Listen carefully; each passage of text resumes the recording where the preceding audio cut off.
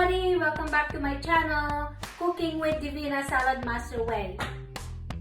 And if you're new to my channel, please don't forget to subscribe and like. Thank you!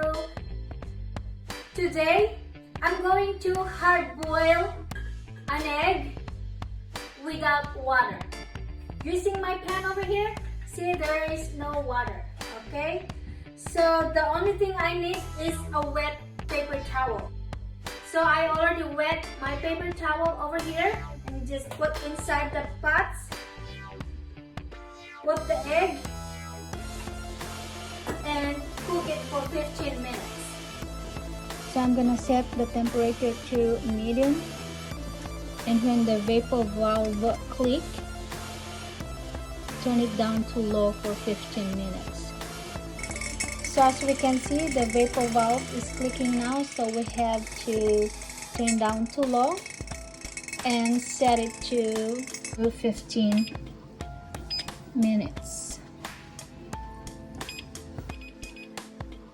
So our egg is done after 15 minutes. Let's check it out. There you go, we just need to peel it.